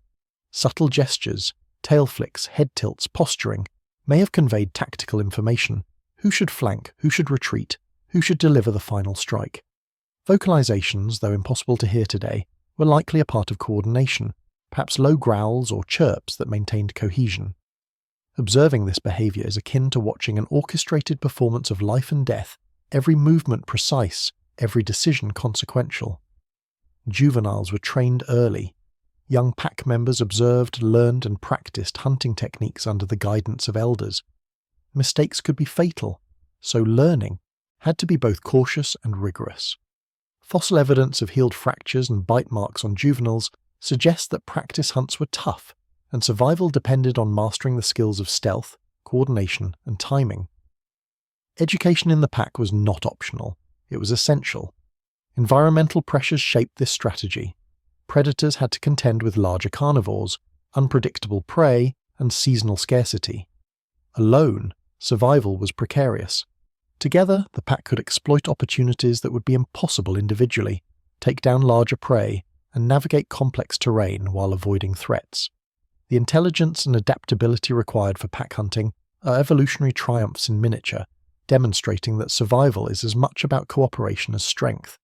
Cinematic tension rises when a pack stalks prey across a frost-covered plain. The sun glints off icy rocks. Breath clouds the air as they move silently. A herd grazes unaware. The pack splits. One group drives the herd toward a natural trap. Another hides behind terrain features ready to ambush. The chase erupts. Chaos, precision, confusion. Herbivores attempt escape, but the pack's coordination prevails. Within moments, the hunt concludes with calculated efficiency. It's a deadly dance where intelligence wins. Physiology supports this social hunting. Limb strength and flexibility allow sudden changes in direction. Sensory acuity ensures awareness of prey and pack members. Endurance supports long pursuits. The combination of physical prowess and cognitive ability makes the pack hunter genius one of the most formidable predators of its ecosystem, despite its smaller size relative to giants like Giganotosaurus or the Titan of Patagonia. It proves that size alone does not determine dominance. Even interactions with rival packs or solitary predators reveal sophistication. Territory disputes were likely resolved through displays, posturing, and coordinated intimidation rather than open combat when possible. Such social intelligence indicates that these dinosaurs possessed not only hunting skill, but strategic awareness of risk, reward, and survival calculations. The chapter culminates in a cinematic finale. Twilight blankets the forest. The pack converges near a river crossing, prey moving cautiously. With stealth, intelligence, and impeccable coordination, the pack isolates a weaker individual. The attack is swift, silent, and deadly. As the meal is secured, the pack disperses into shadows, leaving the forest eerily quiet once more. In this ecosystem, survival favors not just strength, but brains, strategy, and teamwork. In conclusion, the pack hunter genius offers a profound glimpse into the evolution of intelligence, social behavior, and survival strategies among dinosaurs. Through coordination, cunning, and adaptability, these predators carved a niche in a dangerous world, proving that even the smallest hunters could dominate through brain power and teamwork. Observing their life reminds us that in nature, strategy can triumph over sheer size, and cooperation can create power greater than the sum of its parts. These pack hunters were not just predators, they were evolutionary masterminds. Chapter 14. The Ice-Crested Hunter. Imagine a world where winter's chill never fully retreats. A prehistoric polar forest, dominated by towering conifers dusted with snow, icy rivers snaking through frozen valleys, and the muted sounds of ancient life moving carefully in the cold. Here, in this harsh and unforgiving environment, survival was a game of wit, agility, and adaptability. Amidst the frost and shadows prowled a predator so cunning, so perfectly adapted that it ruled these polar forests, the ice-crested hunter. Unlike the giants of more temperate regions, this dinosaur thrived in extreme cold. Its long, narrow skull, crowned by an iconic ice-like crest, was more than a visual spectacle. It housed sensory adaptations perfectly tuned to its environment. Acute hearing could detect the faintest rustle of prey beneath snow or frozen leaves. Eyes adapted to dim light allowed hunting in long polar winters or during low-light conditions that would confound lesser predators. The crest itself may have played multiple roles: communication with conspecifics, intimidation displays, and even aiding thermoregulation, dissipating heat during bursts of activity or signaling dominance across frozen plains. Cinematic imagery brings this predator to life. A herd of small herbivorous dinosaurs cautiously navigates a frozen riverbed. Snow crunches softly underfoot, but the ice-crested hunter moves with near-silent precision through the trees. Its agile frame allows it to leap over icy obstacles and weave between dense trunks, a master of stealth in a landscape where every misstep could cost it a meal, or its life. Then, with an explosive burst of speed, it strikes, claws extended, teeth ready, bringing down prey with a combination of skill and lethal efficiency. Every hunt is a ballet of cold-blooded precision. Its anatomy is a marvel of evolutionary design. Strong muscular legs allow rapid acceleration and agile turns even on icy terrain. Forelimbs equipped with sharp, recurved claws act like grappling hooks, securing prey before delivering the fatal bite. Its tail provides balance during high-speed pursuits, allowing sudden pivots through forests thick with frost-laden trees. Even the skin or proto-feathers may have been insulating, enabling survival in sub-zero temperatures while still permitting speed and flexibility for hunting. This dinosaur was not only lethal but optimized for a frozen world. Hunting strategies reveal a predator of intelligence and cunning. Unlike giants that relied on brute force, the ice-crested hunter used ambush, terrain manipulation, and cooperative tactics when necessary. It could corner prey against frozen streams or fallen logs, using speed and agility to prevent escape. Fossil. Evidence suggests it may have employed stalking techniques, carefully timing its approach to avoid detection in snow-covered terrain. In these extreme conditions, patience often outweighed aggression. A single well-timed strike ensured survival, whereas reckless pursuit could result in injury or wasted energy. Juveniles learned early, honing skills in agility, stealth, and sensory perception. Observing a juvenile stalking its first prey is cinematic in itself. Hesitation, careful positioning, bursts of speed, and finally success.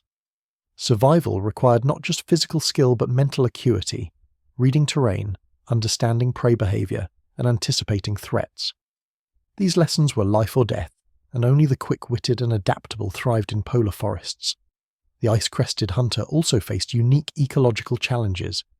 Seasonal darkness, extreme cold, and fluctuating food availability demanded flexibility. During harsh winters, it might rely on smaller prey or scavenge, conserving energy while remaining alert. In spring and summer, abundance allowed active hunting, feeding growing juveniles, and reinforcing social structures or territorial boundaries. Its life was a constant adaptation to extremes, demonstrating resilience, intelligence, and remarkable physiological efficiency. Cinematic tension heightens during a dramatic hunt. Twilight casts long shadows over frost-covered plains. A small herd approaches a frozen river, unaware of the predator crouched among the trees. Muscles coil, eyes lock on a target, claws flex.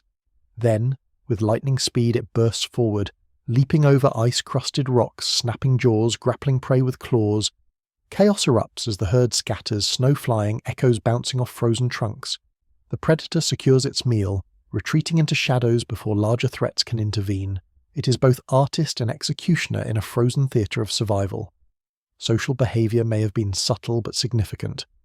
While primarily solitary, individuals likely communicated via visual displays using their crests, low vocalizations, or subtle posturing. Territory disputes may have been resolved through these displays, avoiding the risk of direct combat in an environment where injury could prove fatal.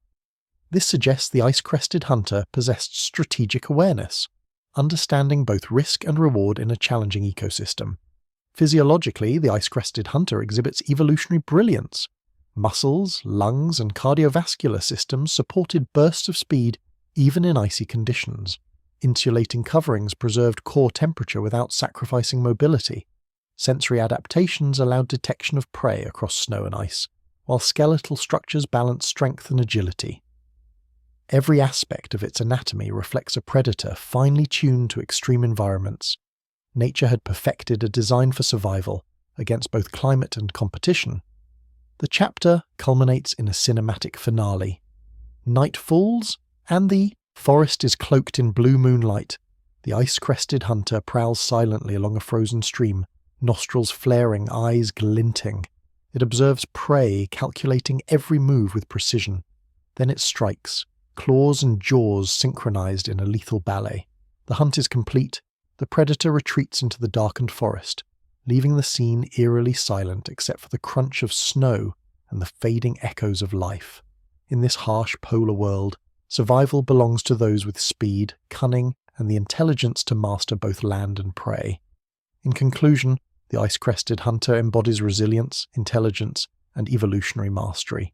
Its life reveals a predator capable of thriving where few could, blending speed, cunning, and specialized adaptations to conquer the harshest environments of the prehistoric world.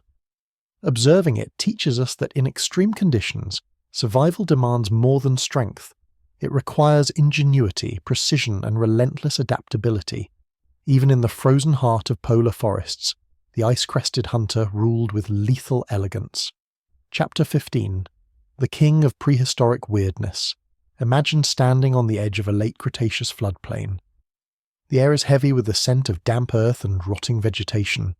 Water glistens in the sunlight, reflecting the silhouettes of ancient trees, and the distant calls of herbivorous dinosaurs echo across the land. Then, from beyond a grove of conifers, the ground trembles.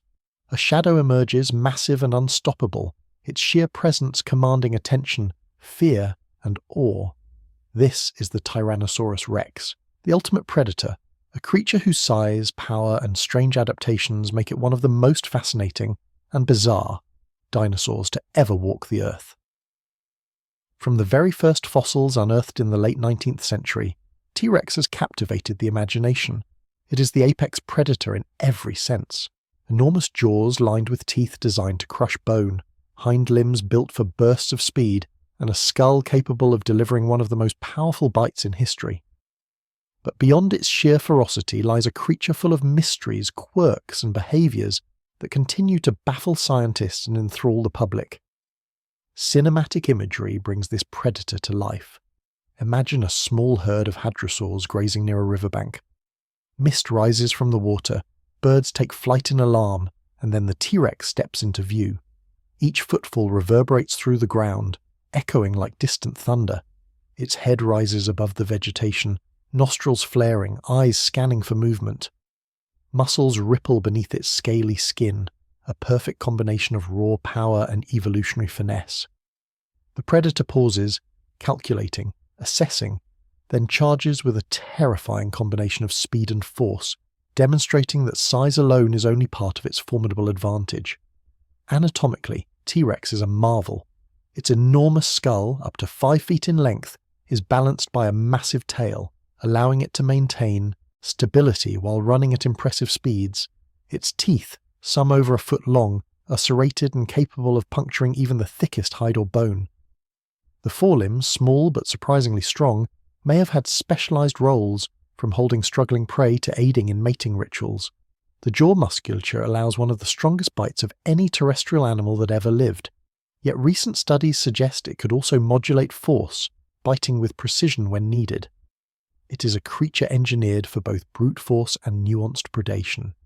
Behaviourally, T-Rex is even more fascinating. Fossilized trackways suggest that some individuals may have travelled in loose family groups, while bite marks on fossils indicate interactions ranging from predation to competition to scavenging. Evidence of healed injuries implies combat between rivals or encounters with prey, demonstrating resilience and adaptability. Some scientists propose that T-Rex could sense vibrations or smells over long distances, making it a predator capable of planning its moves with cunning precision. Every behavioural clue paints a picture of a dinosaur not only of immense physical power but also of remarkable intelligence. The weirdness of T-Rex lies in its unique combination of features. Its massive size seems almost cartoonish, yet every anatomical detail is functional. Its disproportionately small arms puzzled early paleontologists for decades, yet new theories suggest they played critical roles in prey manipulation or courtship. Its binocular vision may have rivaled that of modern birds of prey, giving it depth perception critical for ambush hunting. And its sensory capabilities, from keen olfaction to acute hearing, hint at a predator that could dominate its environment without relying solely on physical strength. Cinematic tension rises during a hunt. A ceratopsid grazes near a riverbank, unaware of the predator watching from behind a ridge. The T-Rex crouches slightly, tail balanced, nostrils flaring, muscles coiled like springs. Then, with an explosive burst, it charges, jaws snapping. The ceratopsid attempts flight, horns lowered, legs pumping desperately. The T-Rex overtakes its prey, delivering a precise, crushing bite. Chaos ensues as smaller dinosaurs scatter, yet the predator emerges victorious. The scene embodies raw prehistoric drama, a combination of strategy, power, and instinct honed over millions of years. Socially, T-Rex may have been more complex than we often imagine. Observations of fossilized nesting sites suggest parental care, with juveniles remaining in proximity to adults for guidance and protection. Interaction with conspecifics could include displays, roars, or posturing, and territorial behavior was likely critical in regions with limited resources. In this sense, T-Rex was not just a solitary killer, but a creature capable of nuanced social dynamics, adding another layer to its strange and fascinating life. Physiologically, this dinosaur was a masterpiece of evolution. Its cardiovascular system supported bursts of speed despite its massive size. Muscles allowed both endurance and explosive power. Skeletal adaptations permitted the distribution of enormous weight without sacrificing mobility. Its skin, scales, and possibly feathers, in juveniles, were adapted for temperature regulation, sensory function, and camouflage. T-Rex was a predator that balanced power, precision, and resilience in a way few creatures before or after could match. Even its life cycle is filled with intrigue. Juveniles may have been more agile than adults, hunting smaller prey and rapidly growing into their massive adult forms. Growth rates suggest that T-Rex reached maturity quickly, preparing it for a life of dominance, yet still requiring intelligence and strategy to survive. Its interactions with other megafauna, competing predators, giant herbivores, and rival T-Rex shaped an ecosystem in which only the cleverest and strongest could thrive. The chapter culminates in a cinematic finale. Twilight descends on the floodplain, casting long shadows across the landscape. A T-Rex emerges from the mist, silhouetted against the fading sun, sail-like crest, shimmering subtly if present in some species variants, muscles rippling, eyes scanning, its roar echoes, reverberating through valleys, announcing the presence of the ultimate predator. Smaller dinosaurs flee, the earth trembles with each step, and the predator claims its territory with both presence and power. This is the king of prehistoric weirdness, bizarre, terrifying, and magnificent in every aspect of its being. In conclusion, T-Rex represents the pinnacle of evolutionary creativity, a predator combining immense size, crushing power, keen intelligence, and strange, fascinating adaptations. Observing its life offers insight into the raw brutality and wonder of the prehistoric world. It is not simply a dinosaur, it is a symbol of evolutionary mastery, a reminder that in nature, power is expressed not only through strength, but through strategy, adaptability, and the sheer audacity of being unlike anything else in the ecosystem. The king of prehistoric weirdness reigns supreme, leaving a legacy that continues to captivate and inspire millions of years after its extinction.